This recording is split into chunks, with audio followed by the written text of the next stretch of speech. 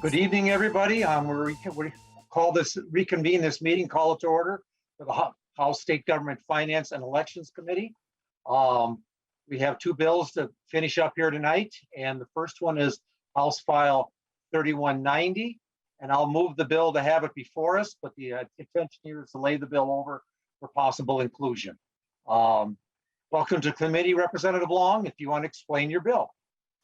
Thank you, Mr. Chair. I have two amendments. Would you like me to move those now? Yes, why don't we do the amendments first to get them in the order you want? And which amendment do you want to do first? Why don't we do the A5 first, Mr. Chair? Okay, the A5 amendments. I'll move the A5 amendment. You want to explain what this amendment does? Yes, Mr. Chair. Thank you. This just gets the bill in the shape I want. It makes some technical corrections and then clarifies when disclosure is required for online ads. Okay, members, any questions of the amendment? If not, everybody unmute and we'll vote. All in favor of the A5 amendment to put the bill in the way the Representative Long wants it.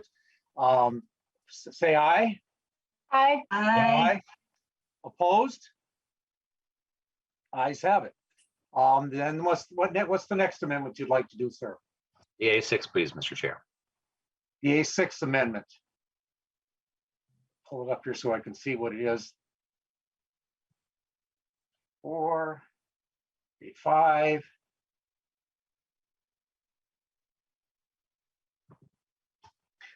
Well, I'll move the A6 amendment. Do you want to explain what the A6 amendment does? Thank you, Mr. Chair. Between our last committee meeting and this one, we got our fiscal note back, and the Campaign Finance Board has said that they would have $5,000 of costs that they cannot absorb. So this would appropriate those $5,000. Okay. Any discussion on this amendment, the A6 amendment? If not, again, unmute.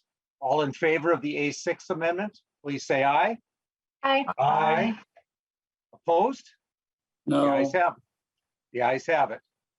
And then I see an A3 and an A4, Representative Long.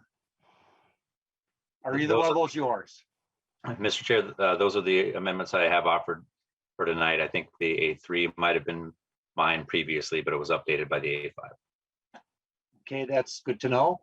And Mr. Chair, I have the A4. Representative Nash, do you want to offer the A4 amendment? Yes, sir. I would move the A4 and would request a roll call on this. A4 has been moved and a roll call has been requested. You want to explain what this does, Representative Long? Or excuse me, Representative Nash. Well, Representative Long could do that, but I think I think you should do it. Yeah. I think I will. So the A4 would really address the issue that we saw at the last caucus in certain cities in our state where folks who were not eligible voters were welcomed warmly into the caucus system. And I think that all of us agree that we want those who are eligible voters, who should be voting, we want to encourage that and make it as easy as possible. But for those that choose to circumvent that process and potentially begin involving people in the electoral process who honestly aren't able to vote in our state, I think there should be some ramifications. So what this would do would be to remove that major political party status of that offending party by doing this. And honestly, members, this is, we say, and we said the other day, I believe, and I forget which election bill it was, but that we want to encourage all eligible legal voters to do so. Well, that didn't happen. So I think that there should be some ramifications for that. I would hope that you would support this. I think that it is a very honest attempt to say that while we certainly want to listen to voices, casting a vote in the ballot box belongs only to those people who are legal eligible voters. So once again, Mr. Chair, thank you for the roll call, and I would ask for your support on the A4. And open it up for questions here. I'm going to start out with one question I have reading the amendment. On line 1.12 of your amendment, it talks about or individuals convicted of a felony. And it's my understanding that there's a lot of people who are convicted of a felony, and when they get off paper, they can finish their terms of their their imprisonment and their probation, and they get off paper. In Minnesota, those people regain their right to vote. But the way this is written, if you got convicted of a felony, whenever, and now you've completed your sentence and you're completely done with that, they still would not be able to participate in a caucus. Is that your intent? And Mr. Chair, thank you for the question. I believe you said line 1.2. Did you mean 1.12? I thought I said 1.12. Okay, very good. Well, thank you for that question. And I would be happy to engross that as a friendly amendment that you're offering in support of this amendment to make it so that those who are off paper certainly can vote. But if you would like to offer that as a friendly amendment in support of this, I'm sure Mr. Gehring would be able to incorporate that. At this time, I'm not. I just wanted the question, make sure we had it there. Any other questions of Representative Nash's amendment? Mr. Chair. Representative Long, what is your pleasure, and what do you feel about this amendment? Thank you, Mr. Chair. What is your pleasure? I guess I ask that always of the authors of the bill. What's your pleasure with the amendment? Well, I would be pleased if members voted against the amendment. I certainly understand the political point Representative Nash is trying to make, but it really doesn't have anything to do with disclosure or the underlying bill at all. And so if there was a germaneness rule in committee, then this would fail it. But I think members should oppose it so that we can keep the bill focused on disclosure. Thank you, Mr. Chair. Thank you, Representative Long. Any other comments on the amendment? If not, Representative Drazkowski. Thank you, Mr. Chair. I'm just curious what the author thinks about the Democratic Party's intentional violation of the law as referenced in the amendment. Representative Nash. Representative Drazkowski, was that to the author of the amendment or the author of the bill? I'm sorry. Yeah, thank you. The author of the bill. Representative Long. Thank you, Mr. Chair. Well, that's really not the subject of tonight's hearing. And so I'd be happy to discuss it with you offline, Representative Drazkowski, but I don't think that's pertinent to today's bill hearing. Representative Drazkowski. Well, thank you, Mr. Chair. I guess if I was a Democrat and realized that they had just intentionally violated the law for caucuses, I wouldn't have an answer either. But thank you for the opportunity, Mr. Chair. Thank you, Representative Drazkowski. Any other questions? If not, Mr. Brinks, would you please take the roll? Thank you. Chair Nelson. No. Nelson votes nay. Vice Chair Carlson. Carlson, no. Carlson votes nay. Representative Nash. Nash votes yes. Nash votes aye. Representative Bonner. Representative Drazkowski. Yes. Drazkowski votes aye. Representative Elkins. Elkins votes no. Elkins votes nay. Representative Greenman. No. Greenman votes nay. Representative Cleaborn. Cleaborn, no. Cleaborn votes nay. Representative Kosnick. Aye. Kosnick votes aye. Representative Mason. Representative New Brindley. Aye. New Brindley votes aye. Representative Pulowski. Pulowski, nay. Pulowski votes nay. Representative Quam. Aye. Quam votes aye. Representative Bonner. Representative Mason. Chair Nelson, with a vote of 5 ayes and 6 nays, the motion does not prevail. The motion does not prevail. There are no more amendments. We'll go to the testifiers. On my testifiers list, I have, first one is Aaron McKean. Mr. McKean, if you want to state your name for the record, and please proceed with your testimony. Thank you, Chair and members of the committee. My name is Aaron McKean, and I'm legal counsel with the Campaign Legal Center.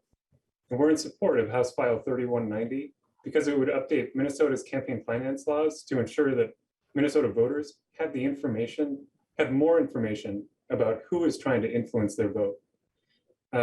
we've provided written testimony in support of this bill, but I just want to provide a few key highlights about why this bill is so important.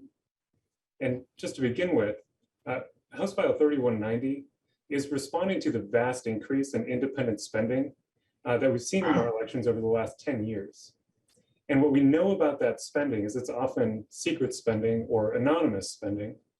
And it's often wealthy special interests who are spending money in our elections in a way that evades transparency and leaves voters in the dark about who's trying to influence their vote. Now, House File 3190 includes reforms that are built on provisions in other states that have successfully updated their disclosure laws to ensure that, that voters have this information. And in addition to building on those successes in other states,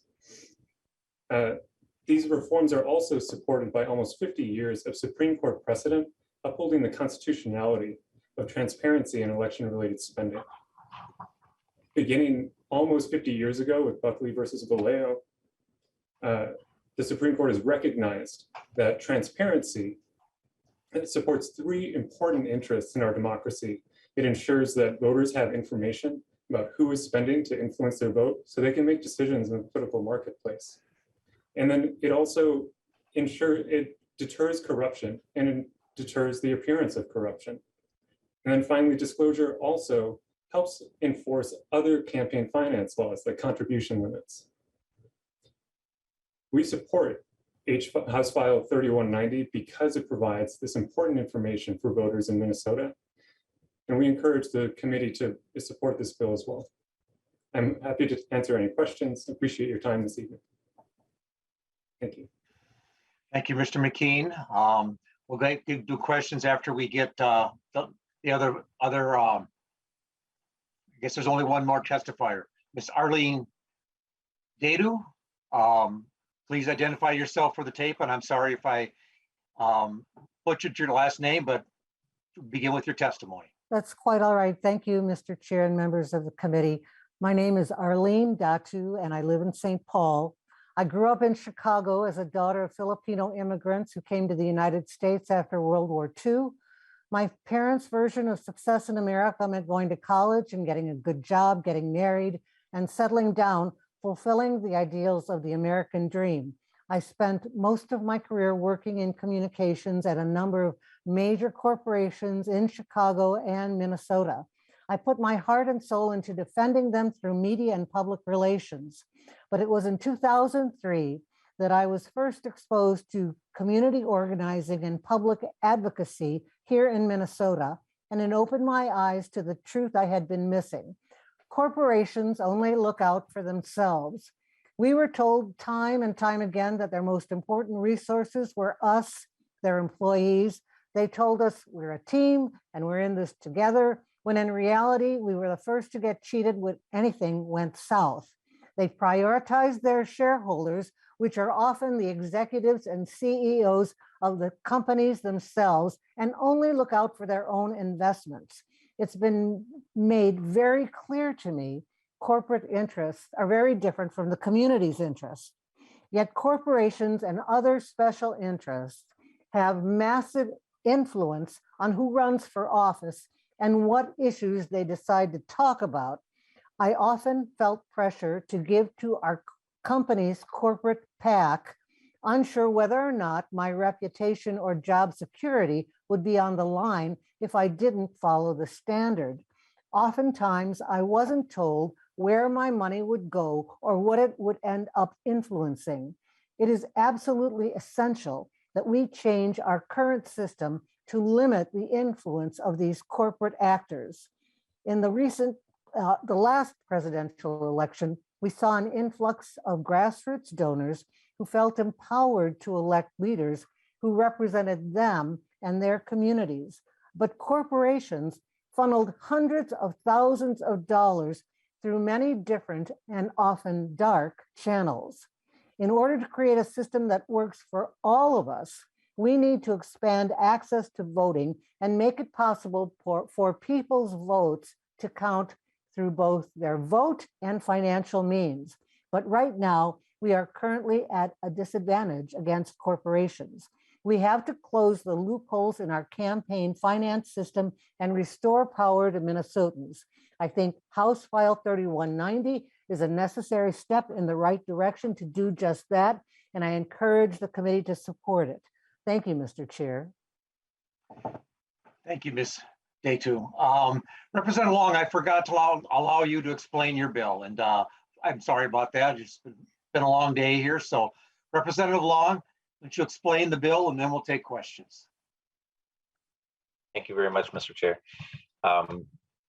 So I think the testifiers did a good job laying out the basic principle behind this bill, but it stands for the really, I think, core concept that when voters are doing their civic duty and deciding how to cast their ballot, they should have information about who is trying to influence that decision. And so this bill would really simply just require the disclosure of the top 3 largest donors to independent expenditures on ads. Doesn't stop any speech, does not even curtail any speech. All it does is help voters make better informed choices. I did a little bit of research for this committee meeting tonight about the real names of some independent expenditure committees in Minnesota, which include names like Advance Minnesota, Minnesotans for Bold Reform, Minnesota's Future, Minnesota for All, and We Are Minnesota. Our current law requires that these committee names be disclosed, as well as that the expenditure was not coordinated with a candidate. But these names, as you can tell, are designed to be generic and give voters basically no information about the content or who is behind it. If the ad you see is from Minnesotans for Sunshine and Puppies, but is backed by somebody with a clear political point of view, you would want to know that. Could there be an appearance of corruption? Could there be a financial interest involved? Voters want to know. In fact, 83% of voters across party lines support public disclosure of contributions to groups involved in elections. All donor information over $200 already has to be disclosed in reports to the Campaign Finance Board, but there's often a delay between the report and when voters need the information to make a voting decision. Sometimes that is manipulated intentionally by folks who want to hide their identities from the public. And also, most voters won't have the time to dig through campaign finance reports. I included a graphic in the materials that shows the increase of independent expenditures over time. In 2018, independent expenditures outspent candidates by about $5 million in Minnesota. And in our last election in 2020, they outspent candidates by $15 million. So we're seeing more and more campaign spending run through independent channels, which makes the importance of transparency only grow. And as was mentioned, there are 6 states now that have similar requirements to this bill, including Maine, Rhode Island, Connecticut, Hawaii, Washington, and our neighbors in South Dakota. So I'd urge that we not let South Dakota out-good govern us. And I thank you for the time, Mr. Chair, and urge members' support. Questions, members of the bill?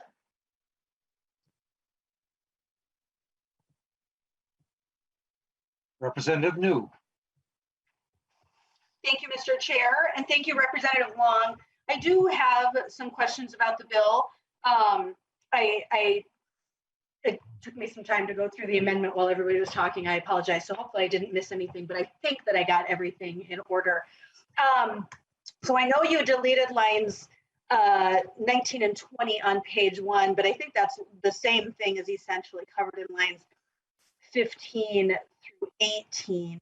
So my question is, first of all, who makes the determination on reasonable interpretation? Representative Long. The Campaign Finance Board. Representative Brindley. Thank you, Mr. Chair, and thank you, Representative Long. Okay, we have heard from them in the past that there is significant hours involved in that. So I'm a little surprised that the appropriation is just $5,000 for them. I would love to see an actual fiscal note so that we have that breakdown. That's typically how we do things. In fact, has a fiscal note been requested? Representative Long, I believe so. Yes, Mr. Chair, it's been requested and completed. I think it's in the packets, and it was only a $5,000 cost, which is the A6 amendment that we added. Thank you, Mr. Chair. Representative Brindley. Thank you, Mr. Chair. So as I'm looking at this, there are no exceptions. There is no, there are no clear guidelines on what this means. So I'm wondering, if, for example, a city put out a newsletter thanking a legislator for doing something, could that be interpreted as an appeal advocating the election or defeat? Representative Long. Thank you, Mr. Chair. Well, there's not a lot of details in that hypothetical, but I don't think so, based on what you just shared, that we're talking about advocating the election or defeat, and the language says it has to be clear that there's no reasonable interpretation other than that's what it was intending to do. I think in the hypothetical you gave, there's a reasonable interpretation that they might just be thanking them for work they've done. Representative New Brindley. Thank you, Mr. Chair, and thank you, Representative Long. I think this is where we run into the problem, right? There's no definition.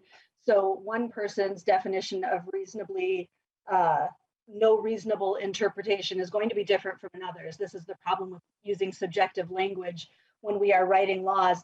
I would ask another question. So for example, in my first election, I had a constituent actually who tried several times submitting a letter to the editor to support my candidacy, and they wouldn't print it. And so finally, he took out his own ad in the newspaper.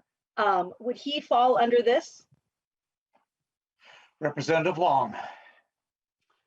Thank you, Mr. Chair. I don't, if it was an ad that he was paying for and he was advocating for the election or defeat of a candidate, then potentially I'm not sure if Mr. McKean's aware of a circumstance like that that's come up in other states. Representative New Brindley. Mr. Chair, thank you. Representative Brindley, if Mr. Sigurdson has his hand up, maybe he can give an answer to the question. Mr. Sigurdson. Mr. Chairman, my name is Jeff Sigurdson. I'm the Executive Director of the Campaign Finance and Public Disclosure Board. There are multiple factors that come into play here. In addition to the language of the communication as referenced by Representative New Brindley, there would also be the question about whether or not when the cost was over $1,500. That's the threshold in Minnesota. If the advertisement didn't cost over $1,500, it could be expressly advocating, it could be using the standard here, you see here, a functional equivalent. It wouldn't matter if it doesn't go over that threshold. Thank you, Mr. Sigurdson. Representative New Brindley. Thank you, Mr. Chair, and thank you, Mr. Sigurdson. That is helpful.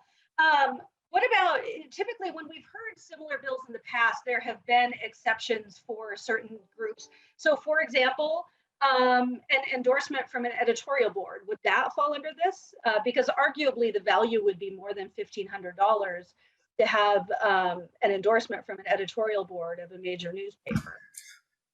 Mr. Sigurdson. Chair Nelson, Representative New Brindley, there is already a specific set of references in Chapter 10A that exclude endorsements from the definition of independent expenditure, so they would not. Representative New Brindley. Thank you, Mr. Chair. And what about a voter guide? Mr. Chairman, Representative Mr. Sigurdson. I'm sorry, Representative Brindley. Voter guide, it would then come into the question of the reasonable interpretation. Generally, I think the answer would be yes. I mean, because it is, after all, a voter guide.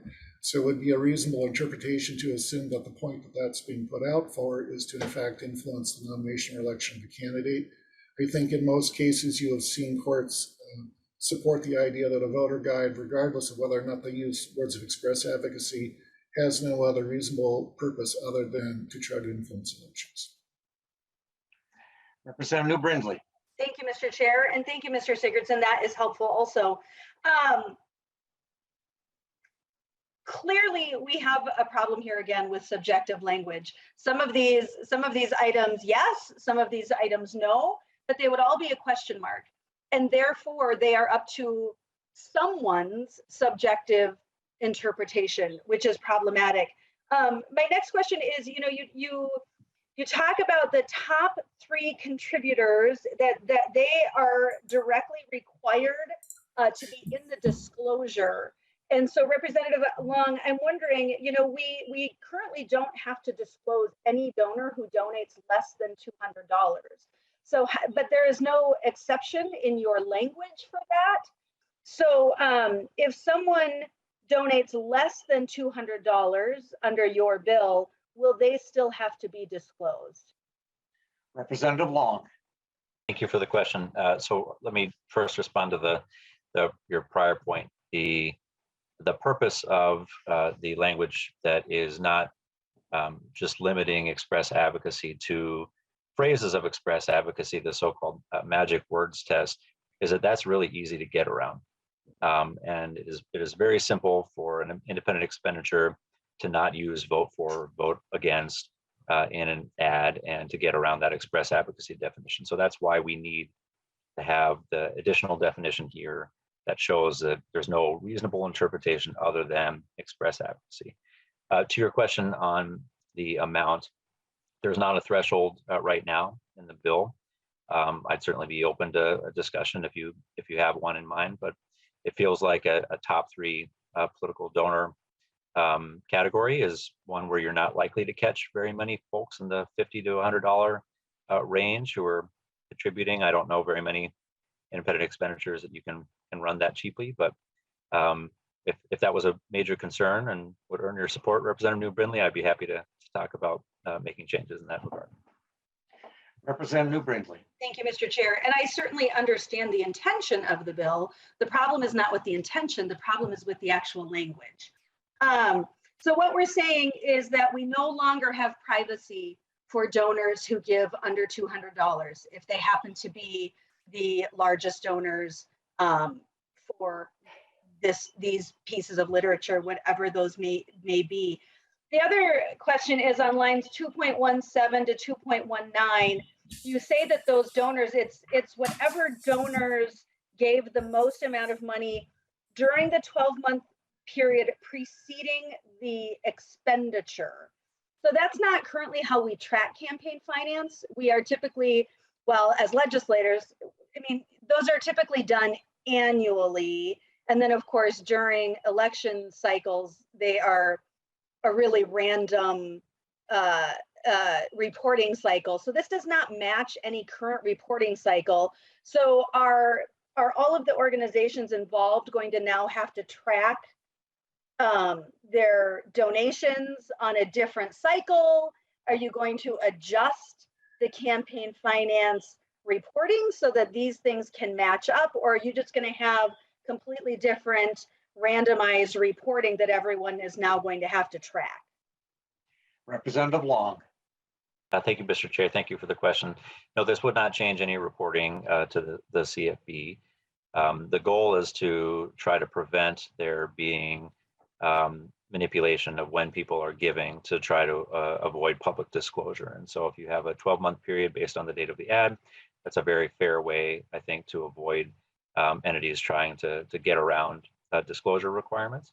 And I would think most entities are tracking the date that they're getting donations anyway, so it should not be that hard for them to track who their top three donors were. Representative New Brindley. Thank you, Mr. Chair. Well, once again, a goal is not the same thing as the actual language. So what we are saying is we are going to force every organization to now track their contributions differently than how they are currently tracking them, which is likely going to create a great difficulty, a great deal of confusion among those different organizations. My last question is on page 3 in subdivision 3, you are turning over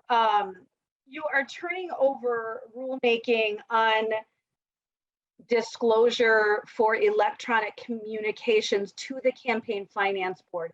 Currently, we as a legislature have always taken that responsibility, and we have determined disclosures. Why are you choosing to abdicate our legislative authority on this and hand that over to the board instead? Representative Long. Thank you, Mr. Chair. Thank you for the question. This area of digital communications is rapidly evolving, and there are new types of ads, new forms of ads, and so it's one where having the nimbleness that the Campaign Finance Board does to address it is, I think, the right approach. And we've set out a fair standard, which is that if it's not able to be read in a clear way on the communication, then they need to come up with another form for having the disclosure. And that seems like a fair standard for the legislature to set out. I see the finger coming up, but I thought you said that was the last question. Thank you. Representative Thank you, Mr. Brindley. Chair. Thank you, Mr. Chair. I appreciate it. As it turns out, we meet as a legislature every year, and certainly we are capable of doing these things. I would just say, I mean, the bill overall is problematic. Lots of goals, lots of intentions, and lots of subjectivity. It's hugely problematic. And frankly, with this last subdivision, that's a real problem. I mean, just because most Democrats struggle with solving really easy common sense problems like UI, it doesn't mean we should abdicate our responsibility as a legislature. Thank you, Mr. Chair. Thank you, Mr. Representative Brindley. But let me just say that we, in a lot of cases, we have parts of our legislature, not the legislature, parts of our government that make rules, and there's rule making all going on all the time. And this is nothing new. It's sometimes It's we're not all able bad. to get down. Sometimes we're not able to get into the minutia all the time. But thank you, Representative Brindley. Representative Drazkowski, welcome. Thank you, Mr. Chair. I do subscribe just generally to what Representative Brindley is talking about it. However, this is a pretty small bill in that regard. I have a question for Mr. Sigurdson, and it's just a general question. Mr. Sigurdson, expressly advocating, other than for kind of this area of statute and independent expenditures, what areas does this definition impinge upon? Mr. Sigurdson. Mr. Chair, Representative Drazkowski, there would be no other areas in Chapter 10, Chapter 10A. The definition of express advocacy is only used in reference to what is an independent expenditure. The definition of what's a campaign expenditure uses a different definition and doesn't rely on expressly advocating. So it's only in how you look at the question of independent expenditures that would be affected by this legislation. Representative Drazkowski. Thank you, Mr. Chair. Thank you, Mr. Sigurdson. Really, that's really my only question. Representative Long, thank you for your work on this bill. I do think we need to bring more transparency like this. Representative Long, just quickly, another question just popped into my head. We heard from one testifier who didn't like corporations, contributing. Many of us think unions provide the same problem on the other side. Is there anything in the design of this bill that suggests that it's targeted at one side of the aisle more than the other? Representative Long.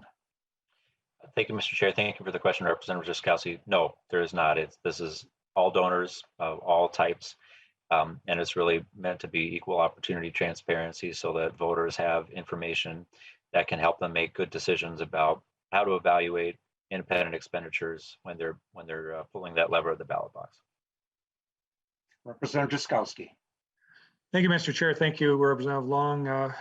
It may be that we need to provide real good scrutiny to this language because it's really important and kind of the what ifs and what could happen. I think everybody's kind of tepid about that, but I'm going to support the bill going out of committee. Thank you, Mr. Chair. Thank you, Representative Drazkowski, and members. As I said, this bill is going to be laid over for possible inclusion in a further bill. Representative, any further questions before I hand it over to Representative Long to wrap up? And I'll wait just one more second here. And Representative Long, you want to wrap up your bill and Thank you, Mr. Chair. Yes, I would. I'll just, I think Representative Drazkowski made the point well that this is not designed to be a partisan bill. This is, in fact, as I mentioned, disclosure is 87% public support and very bipartisan. I think Mr. McKean pointed out that even the conservative Supreme Court in an 8-1 decision noted that disclosure is a good thing and constitutional, and in fact can help voters make better informed decisions. So I would urge members' support when we bring this bill back. Thank you, Representative Long. And with that, thank you for your time this evening. The last bill we have on the agenda is House File 2857, Representative Nash. And again, I'll move the bill to put it before us, but we're going to be laying this one over also for possible inclusion. So Representative Nash. Mr. Chair, thank you. I was of the assumption and agreement with, I think your CA, that this was being moved to the general register. For right now, that's, we're gonna lay it over for right now and possibly bundle it with a bunch of other election bills and have one bill coming out of here. Because there may be, I don't think this one has cost, but we just want to make sure that we, till we get our targets, we don't have a cost that was gonna come back and bite us.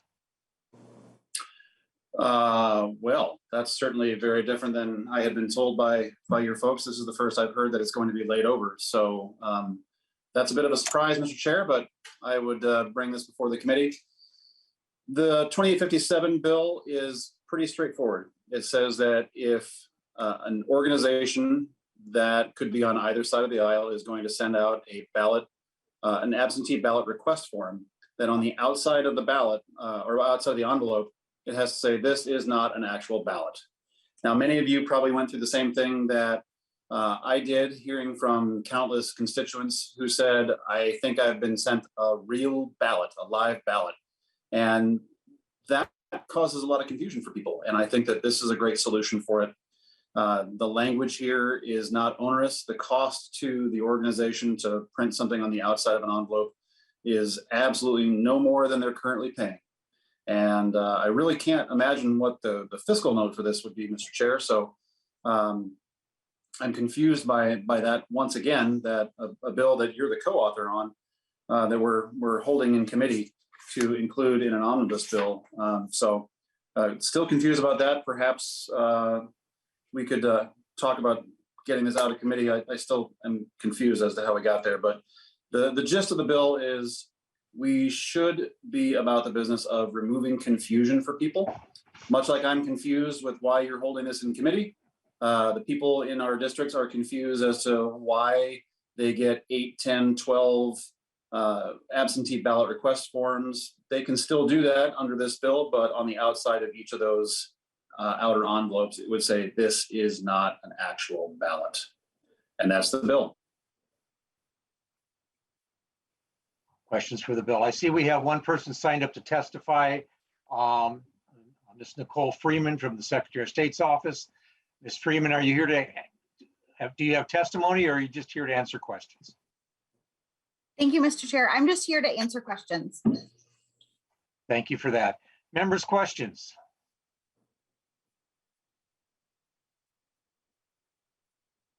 And Mr. Chair, I believe if I could address your concern over a fiscal note, I believe that was requested and it came back. There wasn't, I'm not sure that we have it back, but I don't believe there was one. So perhaps you would be able to guarantee me that if this does not have a fiscal note, that we will send it to the floor by itself where it belongs. We can see what happens in the future. I see two hands up. Representative Greenman, you have a question. Yeah, thank you, Mr. Chair, and thank you, Representative Nash, and I appreciate that we got a chance to talk about this, I think, a week or two ago. I just had a few clarification questions. I was when I was reading the language, and just in terms of confusion, in subdivision 1 to, I think, line 1.13, the language says the application or ballot has not been included at the request of the government official. And I was wondering, so nobody should be sending a ballot except for the government, and so that was just confusing to me. Representative Nash. Thank you, Mr. Chair and Representative Greenman. The goal of this piece of language that we worked on with the revisor was to make it so that people didn't think that the application form was coming directly from the government as a ballot. So trying once again to remove any confusion, because obviously when you do sign up for an actual ballot, the delivery of it does come from the government, but this is trying to say that the application, as it says in line 1.13, the application it has not been sent out at the request of the government official. It does say application or ballot, but yeah. Representative Greenman. So, thank you, Mr. Chair. And just so that I'm clear, does that mean that or ballot is not meant to be there? Or I hear what you're saying in terms of the intention. When I read, if I opened up a piece of mail and said the application or ballot has not been included at the request of the government official, I might think that there's a ballot that's not coming from the government. Yeah, and if I could, Representative Mr. Nash. Chair. Yeah, thank you, Mr. Chair. I think Mr. Gehring is on the line with us, and he and I worked together to draft this. If he could maybe help with a phone a friend for the drafter of this bill. And I see he turned his camera on, so usually that means he wants to say something. Mr. Gehring, you want to introduce yourself? And Mr. Chair, Matt Gehring from the House Research Department. So just to clarify the structure of this language, it does include mailings that include applications for absentee ballots as well as sample ballots. So that reference you're seeing in clause 2 to ballots is a reference to a mailing that would have a sample ballot included. And the idea would be that the language would require the sender of that sample ballot to make clear that it's not a government official sending either the application or the sample ballot. Representative Greenman, does that? Thank you, Mr. Chair. I think that feels vernacularly confusing because my experience is sample ballots may be a lit piece with a bunch of people's names on it. It may be a number of things. So I just would say, I think on this piece, I think that that feels confusing. And I know that part of the goal of this is to eliminate voter confusion. So I would just, that language is confusing to me. So I'm not sure if if there's an opportunity to work on that. I do have another question about subdivision 2. Yeah. Thank you, Mr. Chair. Because the subdivision 2 seems that is different than the notice requirement on the envelope. That is a prohibition that absentee ballot applications that would be probably inside the envelope can't be pre-printed. And I am wondering how a county would know, like if they get an absentee ballot application back and there's sometimes people type it, sometimes people electronically fill it out and send it out. But if they got it a pre-printed absentee ballot and they sent it back, how would a county or administrator know that it was sent to them in error or wrongly? Representative Nash. Yeah, thank you, Mr. Chair. And Representative Greenman, you bring up a fair point. The goal of this was to, I'll use the terms that a constituent used. It freaked them out when a ballot request form came completely filled out. And I believe they said that there was a little sticky arrow note that says just sign here and that everything else was taken care of. And, once again, we're trying to make it so that people recognize that they have the opportunity to submit for an absentee ballot and that they can do so no fault in our state now, but that we're trying to make it a little less creepy and so that they don't feel like they're being pushed or bolstered into something. So that was the gist of this. And to your previous comment, apparently, since the chair doesn't want to move this on as we had agreed, we have apparently opportunity to work on this, which is both disappointing and I guess for you encouraging. But once again, I think that this is a very straightforward approach to remove confusion for voters, because I would bet all the money in my pocket against all the money in your pocket, if we were a betting state and Representative Garofalo got what he wanted, that you had a lot of calls from people who were absolutely confused beyond words. And this is meant to create a lot of clarity for them. So just trying to get people who are going to be sending these out to be a little less, to create less confusion for the people who are going to be receiving them. I got a question for Ms. Freeman. Ms. Freeman, on the Secretary of State's website, can I go on and fill out a PDF form that would then print off on my computer that I can then mail in to do for absentee ballot? And I guess to what the question that Representative Greenman had, how would anyone know whether that was printed off from the Secretary of State's site, me filling in the PDF form, or me getting that in the mail and signing it and sending it off? How would they be able to determine which is which? Ms. Freeman. Sure. Thank you, Mr. Chair. The form is available, the PDF. That is the form that many entities use if they mail it out.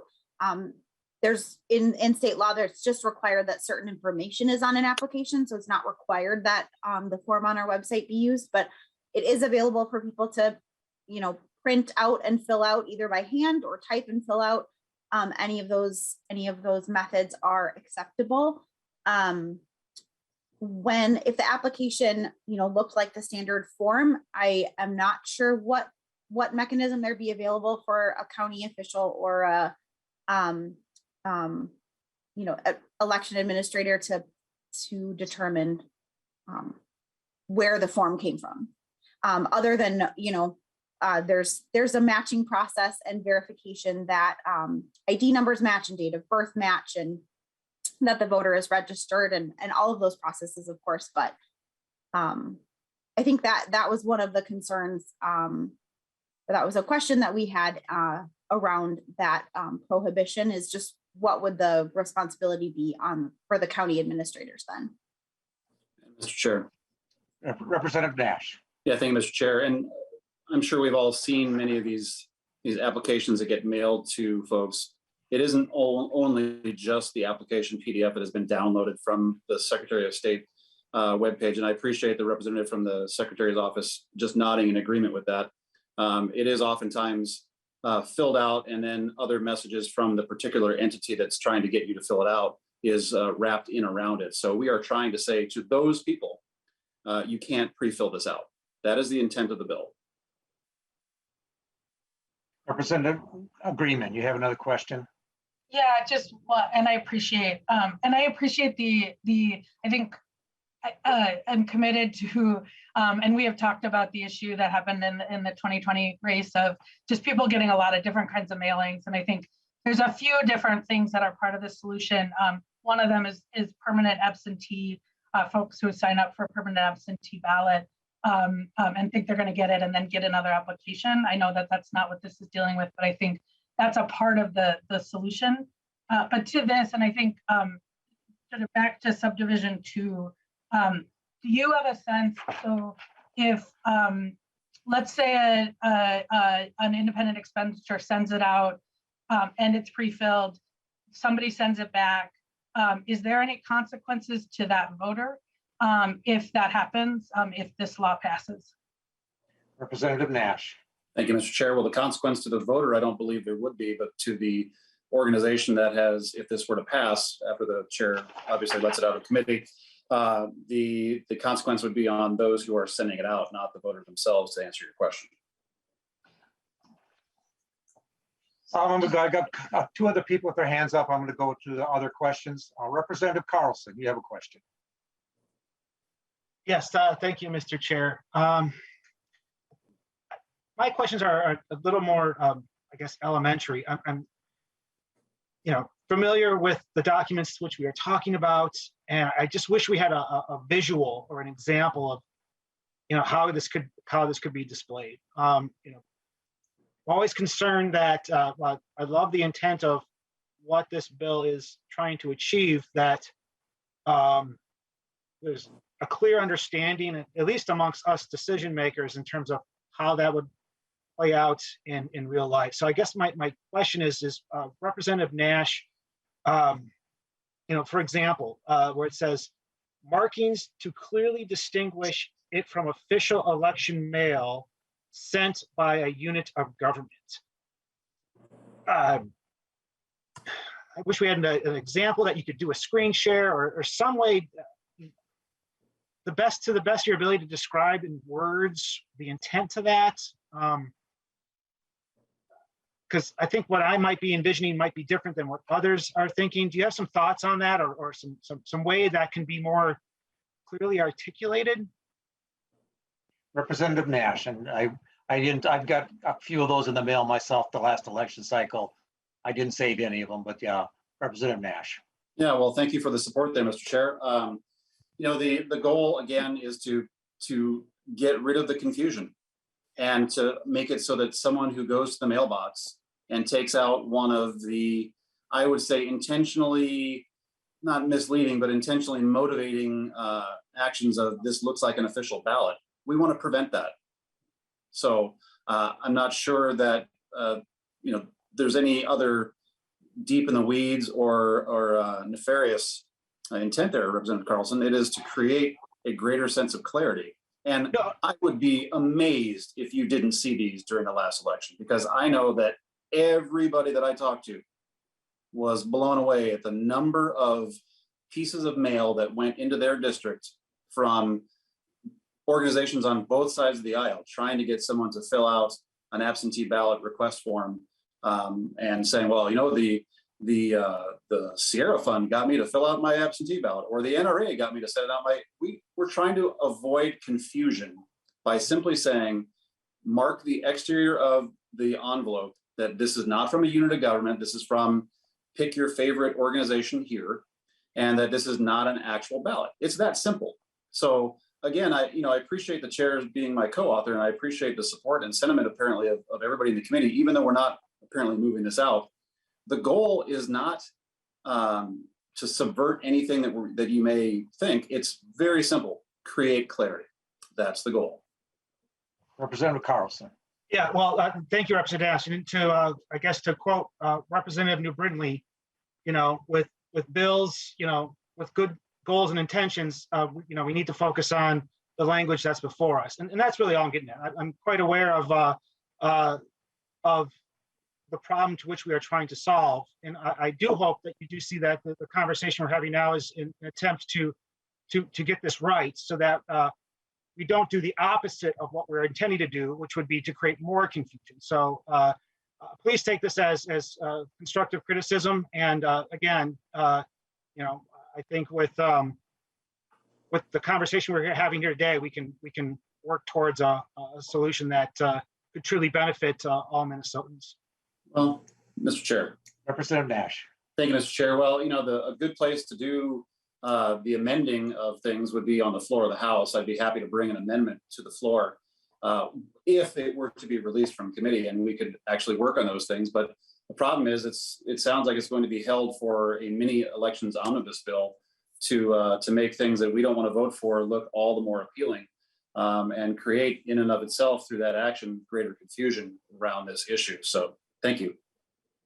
And Representative Nash, I wouldn't do it on a controversial election bill. If I put this, it would be on a technical bill from the Secretary of State's office, a truly just technical bill, okay. Or by itself. I'm not trying to kill it by forcing you to vote for something that you're not. Like I said, it's that I understand there's going to be a technical bill coming forward, and it may even be part of what the Secretary of State brings forward. So, Representative Claiborne. Thank you, Mr. Chair. And Representative Nash, I'm actually in agreement with you for the need of clarification of what is an official application and what is an official ballot. You'll get no pushback from me on that. And I also will say to you, I think I got 60 at our house between the family members. Yeah, it's a whole nother story, but I have a few concerns that I would like just to kind of for us to think about if we have time to work on this. There are a few spaces where I think pre-filling of these forms by groups could be quite helpful, and I want you to think about this. So I do a great deal of work legislatively with a group of individuals who are quadriplegic, so they can't fill out their own forms easily and efficiently. So there may be an organization that would facilitate that, and I would not want them to be penalized for helping them with that process. So that's one piece. And I realize it's a small exception in the big picture that you're talking about, but I want to make sure that we leave space. So think about potentially a church or a civic organization that helps serve new Americans, right? And they're excited, this is their first time to vote. Pre-populating these forms to them might make it easier for them to facilitate getting a ballot, right? So there are places where I can see that we might want to allow people who are not necessarily the Secretary of State, but facilitating individuals who may have difficulty doing it themselves. So I want you to think about that. I hope the nod is a positive thing, that maybe we could work on that language together. And then what do we do, because we've all seen these too, where you get an envelope that's got a huge red sticker on it that says official US mail. Well, it's not really a falsehood. It's official United States postage, right? It's got a stamp on it. It's a real letter. But at the same time, it undermines exactly what you're trying to get at here. So it's something that we need to think about, right? What could be put on there? So maybe instead of trying to limit all of the, you like to use the phrase whack-a-moles, right? Instead of trying to limit all the whack-a-moles, maybe we could craft together a bill that would be permissive to say, this is what the language must be when it comes from the Secretary of State's office, so that people know that when they get it with that language, and when they call us, we can say, does it have this exact wording on it? And if their answer is no, because I, like you, had more of those calls than I wanted while I was trying to door knock, right? So there are pieces that we could maybe think about what permissive language of the Secretary of State or the county elections folks could they use so that we could quickly say to people, it has to have this seal, it needs to look like this, and it's official. So just a food for thought for us to work together. I didn't hear a question there, and I see Representative Koznick has his hand up. Representative Koznick. Thank you, Mr. Chair. And to the previous comments from the representative from Plymouth, maybe that some clarity would be appropriate. I hope you don't mean to imply that new Americans are not capable or smart enough to complete an application ballot, because your comments sort of indicate that. And I think that's unfortunate. There could be nothing further from Representative Claiborne. Representative Koznick, thank you for not addressing me by my name, but I will still address the disparaging remarks. I have twice lived outside of the United States, and people have very different types of script that they use. And it is not always easy for the people in the United States who are accustomed to looking at one type of writing to be able to decipher all of the types of writing that go on around the world. We have a rich diversity of script that people use, and that is all I meant by that comment. And so it is sometimes much easier to help people facilitate. And you can be a wonderful, wonderful American citizen and not speak English. So having worked with official documents in other languages, I understand that it is very difficult sometimes.